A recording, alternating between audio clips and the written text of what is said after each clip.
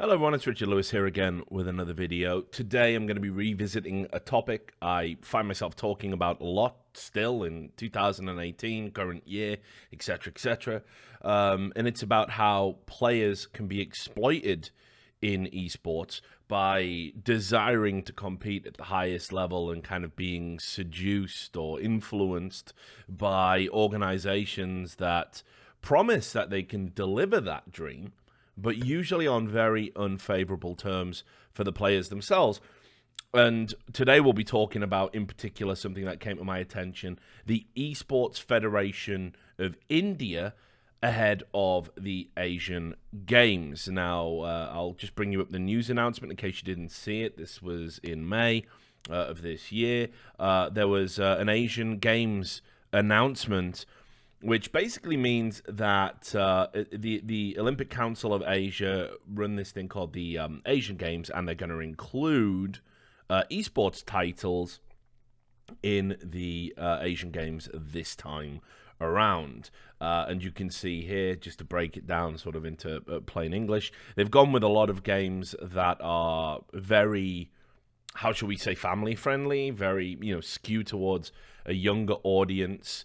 We've already seen reports coming out of the region and in Europe as well, honestly, that they don't think games that are violent really can have any place within the Olympics or the Olympic message. Personally, I don't really give a fuck. I don't think esports really needs the Olympics at this stage, and maybe it shouldn't be included. I don't care. The reason why a lot of people want to get esports on the Olympic ticket is because if you do that, you get government money into your esports projects. That's why there's a big push for it. For somebody like me, I don't care. I mean, there'll always be great esports tournaments, whether they're part of the Olympics or not. And if the Olympics, or any organization for that matter, is going to start stamping their moral authority on what we do in esports, they can go fuck themselves, frankly.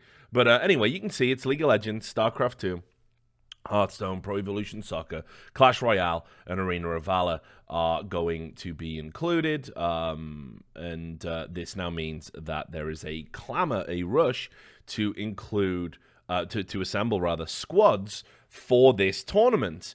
Now, India is included in this, opportunity. And the Esports Federation for India quickly put out there that, oh, yes, we're going to run a qualifier and everything else, and we're going to send a team, we'll send a delegation. So this is the Esports Federation for India's website, just so you can see how official it is. Esports, the biggest sport you've probably never heard of. I find this an interesting premise anyway. The Indian audience is huge and is thirsting for esports. It's going to be one of the growth markets. I accurately predicted a few years ago that Brazil was going to be and South America was going to be a huge growth market. Lo and behold, we've seen more and more tournament organizers going out there, more and more organizations, structured leagues. India's the next frontier, as I see it, and this is reflected in business decisions by Optic picking up a team to represent India specifically in the Optic umbrella organization and its parent company, Infinite. So the idea that people haven't heard of esports is a little bit misleading, but whatever, I can't really take umbrage with that at all. But anyway, this is run by a guy called Lokesh Suji. I don't know if you want to have a look at his Twitter account. It's not really relevant to the story, but why not? I'll show you the chap so you can basically see him. Hang on, I'll just find it. Lucas Suji. Oh, sorry, I spelled his name wrong. That's my bad. Lokesh Suji. And he goes by the handle Awesome Ninja.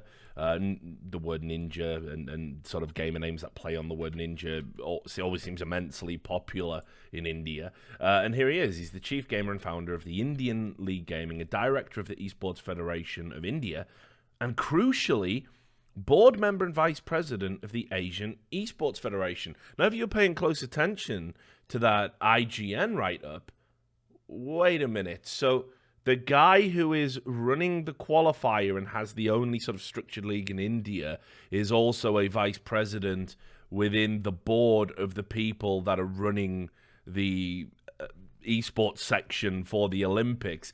Now, obviously, this is just how these things work. I wouldn't necessarily say it's a conflict of interest per se, but it's incredibly crony. It's a cronyism. It's very incestuous, metaphorically. And you can see here he is just announced on the executive board, which are all of the other people from the regions that will be included in this Olympic Games. So this one individual holds an incredible, inordinate amount of power in the Indian scene. And when we get into the contract, you're going to understand why that's incredibly important and worrying, really, because there's no alternatives.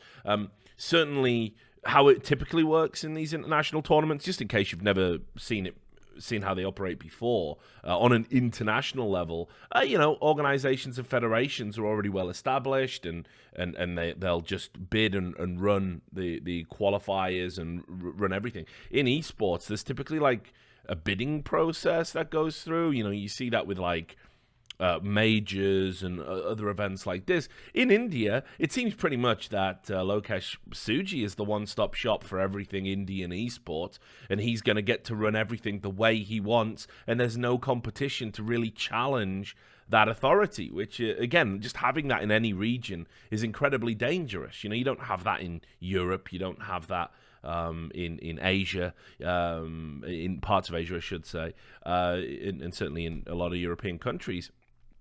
This Indian federation really does seem to be kind of just positioned to do whatever the fuck it wants. And again, this will be reflected in the contracts in a moment. Just to give you an idea, though, about how awfully run this was and how quickly cobbled together it was like Mr. Suji just got a tap on the back, tap on the shoulder, and it was like, hey, fuck it. You do it. You run it. Let's get an Indian team there. More teams, more exposure, more money, more sponsors, more importance and prominence to the people organizing it, right? So they announced the qualifier with like 48 hours notice before they had to play the qualifier, which for an Olympic international event qualifier is incredibly disorganized. Here it is. Arena Ravala NESC 2018 Road to the Asian Games. This is just one of the tournaments that was run. And you can see it was announced here, 31st of May to the 1st of June was the registration date, and the tournament date was the next day. It says that you must have a passport, you've got to be 17, and if you are 17, you must have a parental approval form to enter this. That's all fine. It allows spectators to just be the Indian Esports Federation staff. So these were all done behind closed doors with only the staff watching. I seem to recall some StarCraft tournaments doing shit like, whatever, fuck that, that's a separate issue. But basically, they just rushed these qualifiers through. In fact, I was informed that for I think it was the League of Legends qualifier, they had like 2 teams sign up, and basically one of the teams had no passports. So that was that, It was just like, well, it doesn't matter what the result is. It goes to the people that have the international travel documents. And again, that's something to consider. When you rush something like this through, you've got to give people notice. You've got to allow them to get their papers in place. Travel documentation can take months. You can't just say, hey, guys, here's a qualifier. You've got 48 hours. Do your thing. And then they go and they compete and they win. And they're like, yeah, we're going to the fucking Asian Games. And they go, by the way, do you have all the necessary travel documentation? Because it's coming up real soon. And they go, no. So you're immediately disqualified. So that seems grotesquely unfair in and of itself. But it doesn't really matter because it didn't affect anyone. Because there wasn't time to even sign up. So terrible organization on an organizational level for all of these tournaments for these games. Now, we get to the real shit, which is the contract you have to agree to in order to represent India at the Asian Games. It is grotesque. But let's just talk about, first of all, the inducement inherent within it. if you're an Indian esports professional right now in a region that has incredibly limited sponsorship opportunities, lots of bullshit artists and con artists and scammers and hustlers and the worst kind of people that gravitate towards esports, and you get the opportunity to compete at an international tournament, it's hugely important to your development, not only as a player, but as a brand. It can give you the breakout potential to get a personal sponsor, a salary. In a country that has such disparity of wealth as India, this is huge. These players will be looking at this as a life-altering opportunity. Now, let me say, I hope one of the sponsors for this event is Preparation H, because this contract will leave your asshole sore. It is unbelievable. It ranks up there with one of the worst contracts I have ever seen in esports. And I have seen a lot in my fucking time and called them out and do this as a matter of course. Now, fortunately for me, it was brought to my attention by a Twitter account called Blair, at official Blair. You should go follow him. He's a really cool dude, tweets out some super interesting shit, and definitely has sources. You know, I don't know if he wants to necessarily call himself a journalist, because he's a broadcaster primarily, and he does analysis and casting. You might have heard him on some of the qualifiers for the minor and the major, I believe. He's certainly a really cool dude. And always, you know, a Twitter account I personally follow, because you get to read shit like this. Now, I won't go into the stuff he's highlighted. I'll just give you a quick skim of the contract. I was able to, you know, get the full thing. And there's just some bits in it which are just absolutely just mind-blowing. So I uploaded it to Imgur. I might tweet this out, actually, so everyone can see the kind of full contract. And basically, I'm just going to kind of scroll through. It tells you the titles, you know, that you're going to be there, the period, you know, the venue, you know, all of this stuff. First thing that immediately leaps out the page, you know, off the page, is that the expenses to participate in this completely bore by the players. So, to put that in context, usually when you have an international branch of sort of global sports federation, they have a budget, and that budget is used to send representatives to the events. What they're saying here is, it's all on you, baby. Like, you're going to go and represent India, and you're going to make the sort of Indian Esports Federation look good, but you're going to pay the expenses. Are going to be bought by you. Also, as well, imagine going to an international tournament abroad, perhaps for the first time you've ever traveled abroad in your life, and you know, because I imagine a lot of these are going to be young guys, and it says here the accommodation will be provided by the AESF, but they're not the Esports Federation are in no way responsible for it. So if you get there and the accommodation is absolute garbage, and trust me, we've seen from you know, that Chinese event in CS:GO recently, where literally there was roaches coming out of the taps and fucking ceilings collapsing in the hallways. Sometimes you can get stung with really unacceptable levels of accommodation. I mean, fuck it, it happened during the Olympics in Sochi, I believe, in Russia. Where a lot of people the food was inedible, the water was undrinkable. So if it can happen at that level of sports, it can definitely happen in esports. And what they're saying here is they're going, well, it's nothing to do with us, by the way. Don't call us.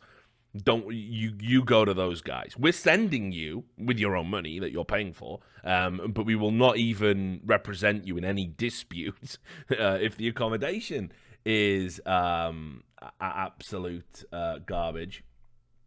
And it also says as well, a player who goes to represent the Indian Esports Federation, you're going to be paying for that travel insurance and medical insurance. And if anything happens while you're abroad, fuck it.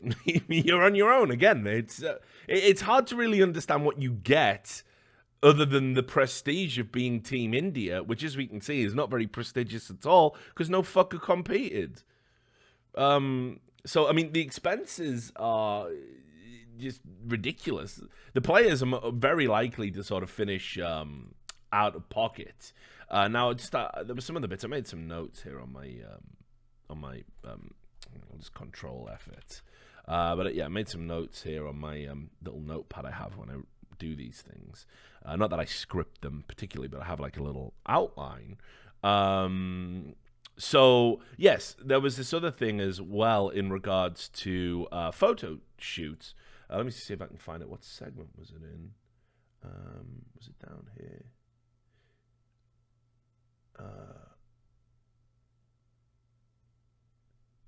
Yeah, so basically, here you go. So this is all the general terms and conditions that you agree to. All of these regulations and whatnot in the contract. Now, you can see here, first of all, it also says, just before we even get into the terms and conditions, that the Esports Federation for India can just apply any penalties they want if you violate it, or they believe you to have violated any of these rules. Like, just immediately. And guess what penalties can include? It can be warnings, disqualifications, blacklisting from future tournaments in India at the sole discretion of them. Basically, if you don't play ball, they can completely end your esports career in India. So, yeah, that's also bullshit. That's also massive bullshit. Nobody should be agreeing to basically saying, oh, yeah, I'll sign this, and you actually have the contractual right to blackball me. No one should ever sign any contract that says that. So let's just get down here and find this bit here. So it was section 8, I believe. Yes, it says here, participants will make themselves available for any photo shoots, video recordings, promotions, etc. for sponsors and the Esports Federation at their own cost as and when asked. So let's say, for example, there was a sponsor who said, oh, it'd be great to get some photos of your guys. Can they come over to this studio? Yeah, you're getting the taxi. You're paying to basically promote something that is giving you nothing. You're not paid to represent these guys. You're not... You're literally having to pay out of pocket to promote something that is already making you be out of pocket. And this is what I mean. As a federation, it offers absolutely nothing. Then it says as well, the participants and winners waive all rights and grant to ESFI or its affiliates a royalty-free, exclusive, irrevocable, perpetual worldwide license to copy, modify, and otherwise use and distribute such content and or any such element in any and all media and in any publication, whether online, offline, or on the internet. ESFI shall also be free to use any such elements or content or materials or any purpose included, or for any purpose included rather, and not limiting to commercial exploitation. This whole contract is commercial exploitation, but whatever. ESFI will be the sole owner of such content and or elements. In layman's terms, what this basically means is that while you're doing any of this promotional work for the ESFI, you are signing away their right to use your image, your likeness, your voice, anything you've said, anything you've wore, in perpetuity forever to promote their federation. So to give you an example, you might say day one, I really love the Esports Federation of India. They've given us a great opportunity here and have looked after us incredibly well. Then you might get fucked over, and you might want to, and you might publicly say, "No, this is utter garbage. Everyone should stay away from this." The ESFI have the legal right to use the prior quotes forever. It can never be taken back or revoked. It's interesting actually, because as grotesque as this clause is. Yeah, it might sound familiar, mightn't it, if you follow my work for a while. You'll see very similar language in a LCS contract for League of Legends. Just putting that out there. No one cares. It's esports, baby. It's the wild fucking West. Okay, what else do we have? Yes, let's scroll down a little bit. Here we go. There was another one. Yep. Is this it? I think it might be. Yes. 11. So basically, after being confirmed for the Asian Games, winners cannot withdraw from the Asian Games for any reason, whether foreseen or unforeseen. So you might have a relative die. Okay, that comes at great cost. If the winner withdraws from the Asian Games or fails to appear for the Asian Games for whatsoever reason, winners should be fully responsible for the costs, damages, and expenses to the Esports Federation of India. The winner will remit such costs losses within 15 days from being informed of the losses. If the winners fail to do so, the Esports Federation of India is free to take any legal recourse as deemed fit. The winner also acknowledges that the withdrawal may cause reputational damage to the ESFI, which should be liable to pay damages along with other damages envisaged above. Okay then. So, I'm representing Team India at the Asian Games. I get to go out there. I get some terrible news from home. My father is gravely ill. He's only going to live for the next 48 hours. It's imperative I go home if I want to make peace and say goodbye for that one last time. An awful situation that can happen to anyone at any time, wherever you are in the world. You don't need to be an athlete. You don't need to be involved in esports. It's one of those tragedies that can happen. I've had it happen to relatives myself where you just get the call and it's like they're going to die. You've got to come home. And obviously, because it's your family and it's a bit more important than playing in some esports tournament, you're obviously going to go, aren't you? Now, unfortunately, if any of the athletes, and obviously this is, I suppose, hyperbolic, but these things do happen. If any athlete found themselves in that situation, or indeed if it was just that they were ill and unable to compete, you would find yourself not only responsible for all of the costs, which of course they can list and say, this is how much it cost us, you know, for the jerseys, you know, or whatever. You've got to pay all of that. But also, they can just make up these phantasmal damages. Like, it just plucked out the air. Oh, it cost us thousands of dollars worth of damage to our reputation. First of all, worth noting at this point, the Esports Federation of India has no reputation, and in fact is now going to be at negative reputation because of how fucking terrible this contract is. So I think it's incredibly, from a legal standpoint, it would be impossible for a player to damage the reputation more than they've damaged their own. That would actually be a valid legal argument, by the way. Cling to that. But also, the idea that they can just make up damages and you have 15 days to pay these damages, and if you don't, you are agreeing that it's perfectly okay for them to sue you. 15 days is nowhere a reasonable amount of time for payment of restitution. So yeah, this is absolute gibberish, and just another disgusting clause.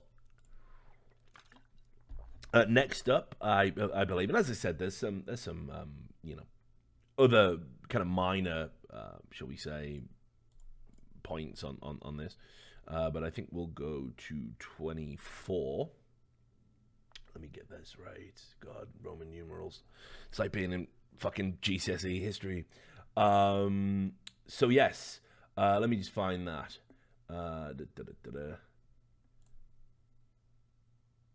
So, oh no, it wasn't 24 actually. My bad. Sorry, that was just something else. Just talking about, you know, what you can and can't say.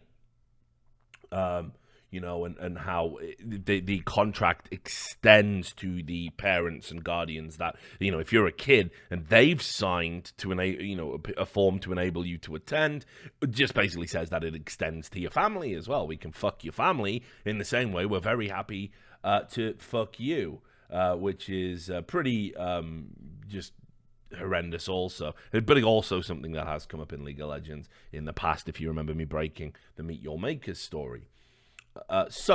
Yes, this is now a lot talking about participants, parents, legal guardians. I think there's some vague stuff saying you cannot disparage the Esports Federation of India. This particular clause here at 29 says, participants and their parents, legal guardians, representatives acknowledge and confirm that they will not defame ESFI on any platform media, including and not limiting to statements online or offline. Okay, so that's one thing. That's the non-disparagement element. But also, you can't sue them. You waive your right to take legal action in any manner and for any reason. And if the participants attempt to do so, ESFI will be free to take any legal course, criminal or civil, which is inclusive and not limited, as deemed fit, and claim the damages from the participants and their parents, legal guardians, representatives. I mean, I don't even understand what this clause is. That I cannot believe. You know, not a lawyer. Do fucking read contracts on a daily basis. Talk to lawyers on a daily basis. There is no way that agreeing your right, waiving your right to sue, but if you do sue, you can be sued for suing them, and that will grant damn. I don't know about that, brother. I think that's a fucking crock of shit. I think that is like just some desperate. Can we just say, if you sue us, we instantly sue you back and we win damages for that, and also make them agree not to sue us in the first half of the clause? Yeah, you can't do that. Like, that's fucking nonsense. And also as well, notice how it very specifically says, we don't just sue you, we absolutely fuck your parents, we fuck your family as well. Wonderful, isn't it? Why wouldn't somebody jump at the chance to represent Team India? I do not know. And then let me just scroll down, because as I said, you can see all these rules and regulations. Like I said, I've got a few notes on here, but there's just like a few little bits and pieces talking about, you know, how, again, we're not responsible for, you know, X, Y, and Z if it happens while you're abroad. I think the next clause you want to look at specifically is 34. Let me just get that. Yeah, here it is.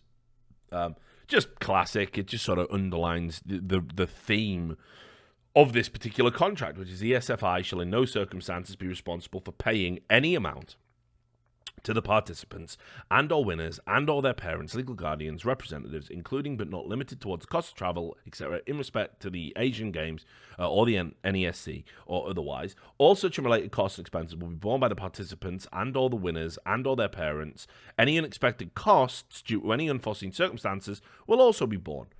So now it's absolutely clear that this is pay to play. This is pay to represent India effectively. So this is ESFI get all of the rights and protections reputationally. You as the competitor don't. ESFI get all of the benefits of their name, their brand, Team India. We organized it. We did it. High five. You take all of the risk, financial and otherwise. There is absolutely no reason why anybody should ever have to sign a contract this egregious. There's just no way. It's just so unbelievable that they thought they could just sort of, you know, we'll just float this and see if we can get away with it. I've literally never seen anything like this. It's utter madness. So I'm just going to have a quick little scan right at the end here. It's got tournament details for each kind of tournament that's in, you know, the general declaration, an agreement that any rule that ESFI makes is final and cannot be challenged. And just one final point. It also just makes it abundantly clear that your guardians and everything else are all bound by these rules by virtue of having signed a paper to allow you to compete. So yes, pretty awful, pretty fucking heinous, and naturally it went kind of viral. For once, it seems that the League of Legends community jumped on this and said, this is unacceptable. It's unacceptable when third parties do it. When Riot do it, of course, they go, oh, there's got to be a good reason, and I'll wait for the Travis interview to clarify it all. And it's, all right, mate, yeah, whatever. But the good thing about this, and I think one of the best parts of esports being this global community now, is that we have to use our voice in areas where we are not in regions where we are not being as brutally exploited, where our contract law is robust, where there are lawyers, where there are agents, where there are representatives, where there are kind of community gatekeepers and people that genuinely care about this. We have to use our voice to help these burgeoning and growing regions. And I'm incredibly happy to say it looks to have had some effect, at least. The Esports Federation of India are very aware that this contract is now in the public domain. The world is watching and waiting to see what happens next. And they issued a Facebook statement. They do all their announcing on Facebook.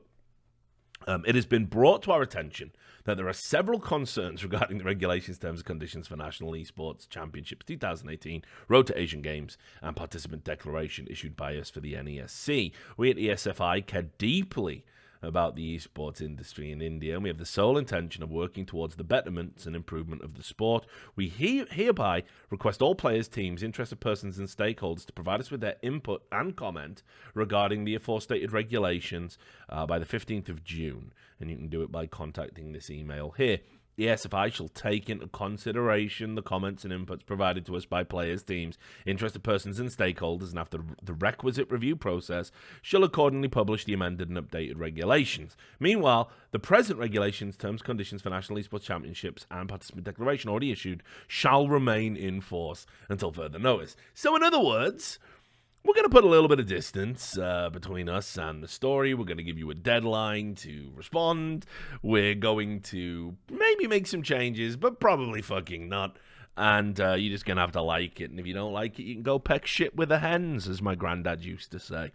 So, horrendous contract. It goes without saying. And this is what I mean about kind of, you'll see a lot of this is going to be happening. This is not the last time you're going to see an egregious contract. I imagine other regions that are covered for the Asian Games have already signed similarly egregious agreements that just haven't been brought to the public attention. This is just the nature of the beast. While these international federations clamor to turn on the government money tap to run Olympic tournaments and tournaments represented, associated rather with genuine sports associations and groups, that this is the desperate clamor. You know, they want to prove, hey, look, we did it. We got a team out there, and we had the first ever team India abroad, so give me the money. Interestingly enough, I didn't have a lot of time before putting this video out to sort of dig into it, but there's no government. I can't find an official government affiliation for the Esports Federation of India and the Indian government at all. And it's very sort of heavily intimated that there is that affiliation there. So that tells its own story for me. But the bottom line is, I guess it was good that the international esports community came together to sort of draw attention to this. But honestly, this is where you've got to kind of like put your foot down.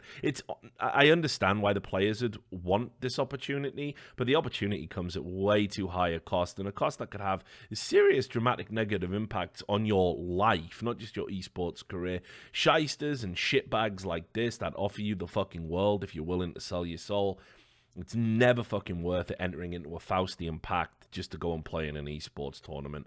India's on the up. India's going to get its opportunities at a later date, and hopefully scumbags like the people who put that contract together will not be involved. Anyway, thanks a lot for watching the video. Hope it was entertaining and sort of cut through the bullshit that's out there. I'll see you on the next one. Take care.